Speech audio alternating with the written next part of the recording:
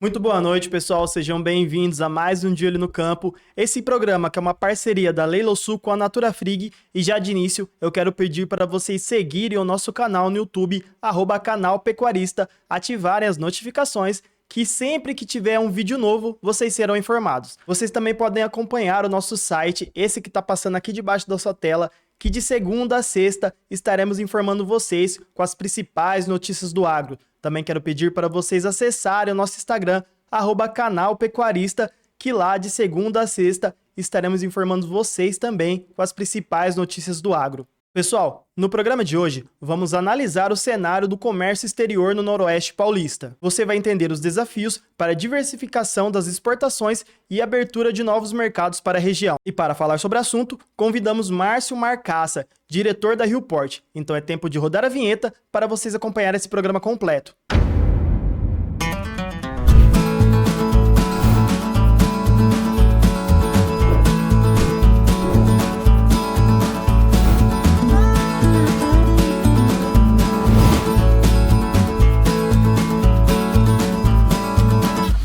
De Olho no Campo. Oferecimento Natura Frig. Pessoal, estamos de volta aqui com o Márcio. Boa noite, Márcio. Boa noite, Luciano. Prazer estar aqui com vocês. A gente que agradece a participação no programa De Olho no Campo. Já de início aqui para você, eu quero perguntar, a região encerrou 2025 com um superávit de mais de 2 bilhões de dólares, mesmo com a queda de 14% nas exportações. Como você explica esse cenário? Na verdade, assim, é um cenário global, né? Essa queda, apesar de pequena, em 2025, isso é uma questão estrutural, né? Não é nenhuma questão não é contraditório, né? E isso, assim, essa parte do que nós passamos durante todo esse ano, que já vem vindo com guerra de Rússia, Ucrânia, o aumento do dólar, que é benéfico também, mas acabou trazendo uma pequena queda nas exportações do Noroeste Paulista. E esse superávit, então você vê, teve queda, mas teve superávit, né? Superávit não é receita, né? Superávit ele é a diferença entre o que a gente exporta e o que a gente importa, né? Então exportamos mais na região Noroeste Paulista do que importamos. Além do dólar e dos fatores da guerra que você falou, quais foram os principais fatores que impactaram na redução das exportações ao longo do ano? Na verdade, o que aconteceu mais foi aí uma desaceleração dos países asiáticos, principalmente a China, né? Teve uma desaceleração. Como a China é um grande consumidor dos produtos da nossa região, isso acabou tendo uma queda nesse cenário. Excelente. E a forte concentração em açúcar e confeitaria representa um risco para a economia regional? Essa concentração, ela é sim muito relevante, porque nós temos aí praticamente 56% de produtos de confeitaria, açúcar, e mais uns 16% de carnes, então da região Noroeste Paulista. Então essa concentração em poucos produtos, e principalmente na área de commodity, acaba afetando sim e deixando a região vulnerável a somente esses dois produtos.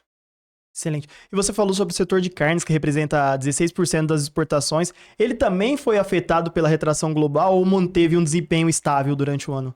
Na verdade, nós tivemos aí até um pequeno ganho, né, nas exportações de carne, porque o que ocorreu? Mesmo com todos esses problemas de tarifaço, Estados Unidos, etc., o Brasil teve O empresário brasileiro ele é muito flexível, né? Ele é rápido. Então, o que nós percebemos? Como a Argentina, Paraguai não foram taxados pelos Estados Unidos, eles estavam mandando a carne deles para os Estados Unidos e o Brasil mandando a nossa carne para esses dois países, né? Então, nós tivemos, inclusive, um pequeno aumento nas exportações e também pela abertura de novos mercados. Excelente. E a dependência dos mercados como a China, a Índia, a Indonésia exige uma estratégia diversificada de destinos? Hoje, assim, a gente entende que, de fato, são mercados fundamentais. Porém, o Brasil precisa enxergar e ter uma estratégia melhor para diversificar esses mercados e conseguir mais mercados do que essa concentração, né? Então, acaba ficando dependente de boa parte aí na mão de poucos. Márcio, o crescimento de 1,8% nas importações pode ser interpretado como um sinal de retomada de atividade industrial regional? Sim, eu até entendo que sim, porque essa retomada das importações, isso demonstra um crescimento da nossa indústria, não sempre tão visível, mas essa importação de insumos e de maquinários quer dizer que o Brasil vai produzir mais, tanto usando os insumos como melhorando o parque tecnológico, né? Excelente. E de que forma as tarifas internacionais e o câmbio influenciaram a competitividade dos produtos da região? Olha, na verdade, a parte do câmbio acaba que a gente, nas exportações, isso nos traz um aumento, né? Nos traz mais divisas, né? Mais reais contra a quantidade de dólares, né? Então, nós exportamos com a moeda mais forte, porém, por outro lado, a gente tem alguns não empecilhos, né? Mas algumas situações que a parte de logística acaba ficando mais cara, a importação de fertilizantes também. Então, essa alta do dólar, ela é boa de um lado, um pouco prejudicial do outro, então precisa de um certo equilíbrio da moeda. Quais setores têm maior potencial para ampliar a participação nas exportações nos próximos anos? Eu acho que a gente precisa de produtos que venham agregar mais valor para a nossa região, né? Nós não falamos aí de não volume, mas de valor agregado. Então, produtos alimentícios processados, um aumento aí na parte de cosméticos, né? Produtos de beleza. A região é muito forte em produtos capilares, preparações capilares. Vejo também a parte médica hospitalar, né? Temos também bons fabricantes aqui na nossa região. E talvez procurar alguns produtos mais manufaturados, né? Tirar um pouco esse lado da commodity e aumentar com valor agregado nas exportações. Excelente. E como você avalia o acordo Mercosul-União Europeia sob a ótica da economia da região de Rio Preto? Olha, é um acordo bastante importante, é um mercado de quase 720 milhões que se abre aí para o Mercosul, não somente para o Brasil, mas em contrapartida abre também nossas fronteiras para os produtos de lá, com reduções tarifárias. Então, a pessoa não é quem vai ter mais competitividade, mas é quem vai ter mais estratégia, né? Para poder entrar nesses mercados. Hoje, a gente atinge esses mercados europeus com muitas commodities ainda, né? Então, precisa, voltando como na pergunta anterior, buscar produtos de maior valor agregado e ter mais agilidade na pesquisa na procura desses mercados, né? E também a parte técnica, né? Não é só preço, porque a Europa ela vive muito de produtos mais, vamos dizer assim, mais bem elaborados. Então, quanto mais produtos manufaturados a gente conseguir inserir no mercado europeu, vai ser melhor para o Brasil. E quais setores regionais, como açúcar, carne e alimentos processados, podem ser mais beneficiados com a redução das tarifas prevista no acordo? Então, na verdade, aqueles que mais serão beneficiados são aqueles que vão conseguir atingir a Europa com mais eh, certificações técnicas, né? Porque a commodity, ela vai continuar sendo vendida da mesma maneira que é hoje, né? Pode aumentar um pouco o volume por causa das cotas que vão se ampliar, mas aqueles que tiverem produtos com maiores certificações, que é o que o europeu procura, vai ter mais chance de entrar nesse mercado. Excelente. E as empresas da região estão preparadas para atender às exigências sanitárias, ambientais e de rastreabilidade do mercado europeu? Olha, muitas delas já estão bem estruturadas, mas aí a gente volta na questão dos grandes, né? Então, quanto aos pequenos, eles vão precisar de mais capacitações para poder atingir o mercado europeu. E o acordo ele ajuda a reduzir a dependência dos mercados asiáticos, como a China, ampliando a diversificação dos destinos das exportações? Sim, mas aí mais uma vez é aquilo, né? As empresas vão ter que ter uma estratégia mais comercial, né? Para sair um pouco desses mercados e com esses mercados dependentes, né? Como o asiático, o americano. Então, as empresas vão precisar ser mais ágeis, mais competitivas no quesito técnico e certificações para poder atingir o mercado europeu sem termos problemas de não atingirmos e termos muitas importações de lá, né? Então, acabar ficando um acordo mais benéfico para a União Europeia do que para o Brasil. Excelente. E de que forma o conflito envolvendo o Irã pode impactar diretamente as exportações do Noroeste Paulista, especialmente considerando a dependência da região logística internacional e custos de transporte? Como você citou aí, já o maior problema desses conflitos é a questão logística, né? O Brasil é um país continental, né? Então nós temos aí uma distância entre a nossa região e o Porto de Santos. O container que vem e o container que volta em torno de 800, quase 900, 1.000 quilômetros praticamente, né? Então, com a alta do petróleo, principalmente, isso acaba prejudicando a nossa competitividade e teremos que reduzir margens, né?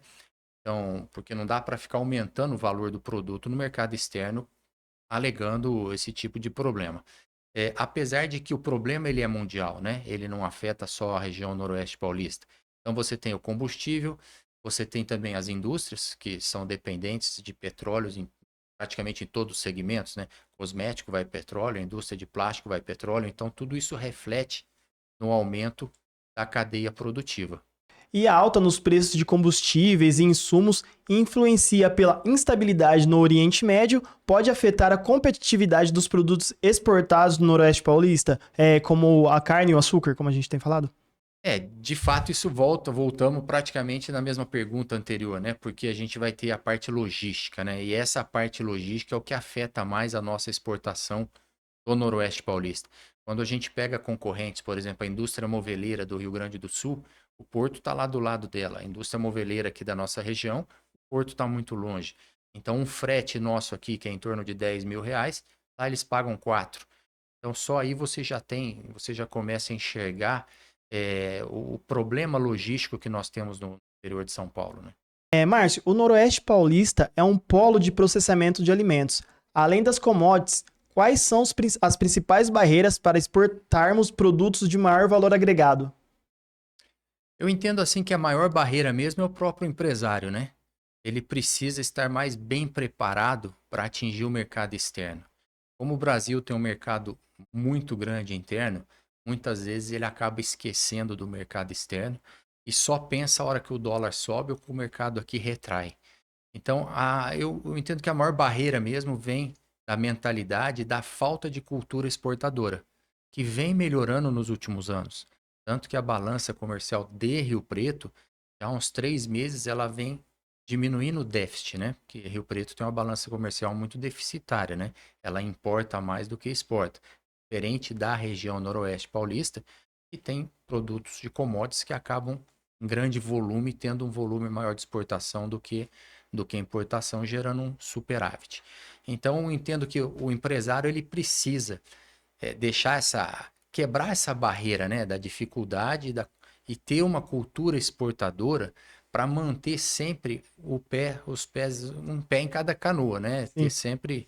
Então, é importante que ele pense na estratégia, na diversificação de mercado, na estratégia comercial mesmo. Um projeto, eu vou colocar meu produto lá fora. Então, ele precisa começar a contratar pessoas capacitadas, procurar associações, procurar melhorar os seus produtos com certificações, principalmente agora para entrar no mercado europeu.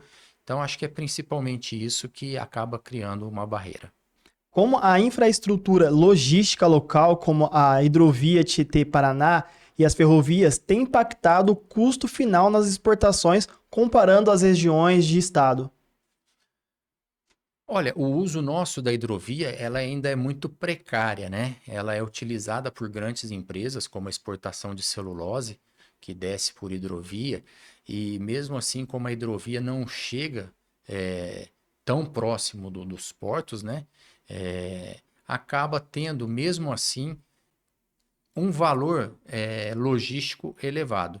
Então, não compensa para nós aqui, desce até o Rio. Então, é um container ou é um caminhão, tem que ir até o Rio. Até lá você tem uma movimentação, colocar em barcaça.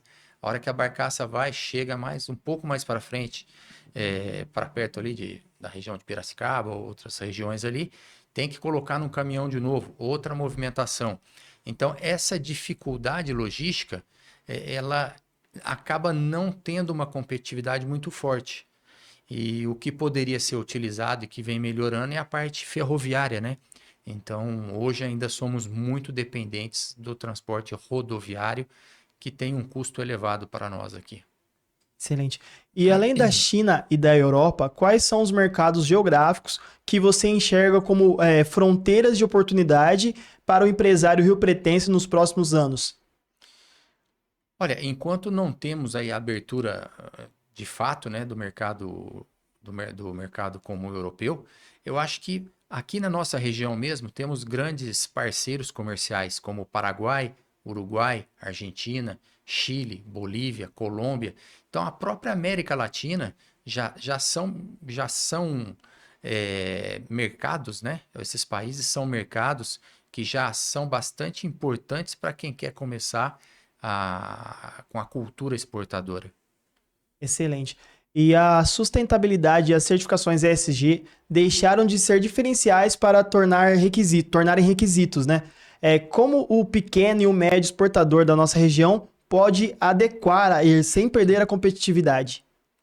Olha, ele precisa procurar, né, associações, profissionais capacitados, consultorias, assessorias que permitam que ele tenha acesso a esses projetos de certificações, né, de sustentabilidade, técnicos, qualidade, e isso podendo dessa maneira ajudá-lo a melhorar os seus produtos para entrar no mercado lá fora que é bastante competitivo no nível técnico, no produto de valor agregado, né? Qual é o papel da inovação tecnológica e da digitalização dos processos aduaneiros na agilidade das operações do comércio exterior para as empresas de Rio Preto e região? Olha, os processos digitais hoje eles vêm facilitando bastante os processos aduaneiros, né?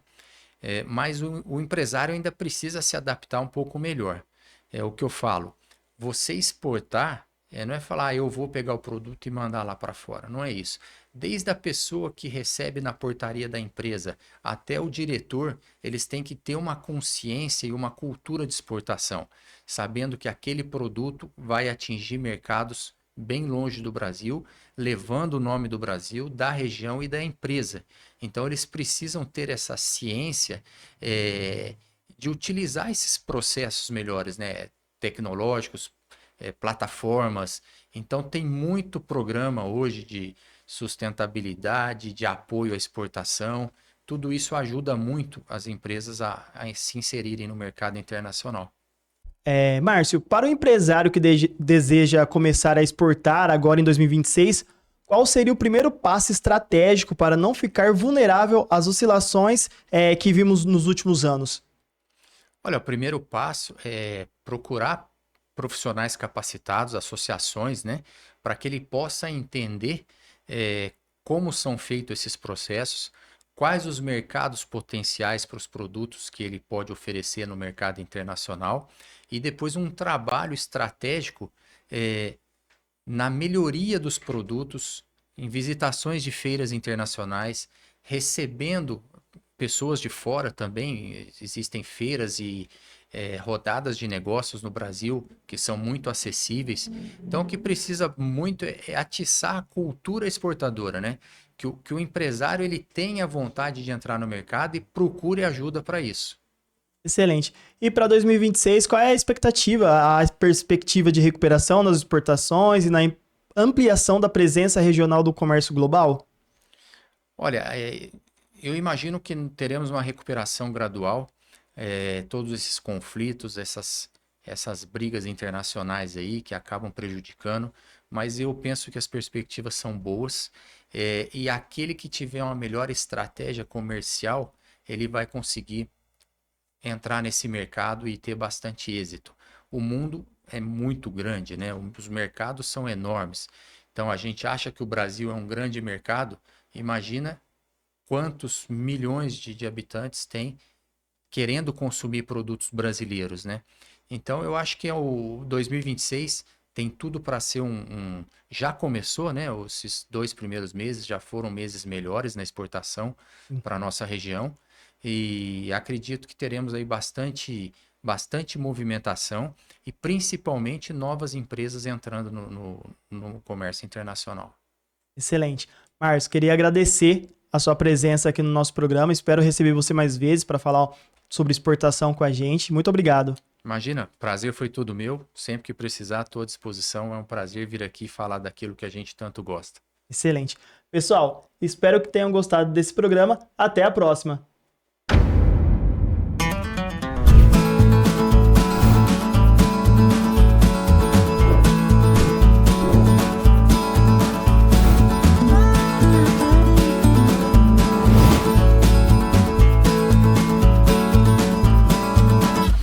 De olho no campo. Oferecimento Natura Frig.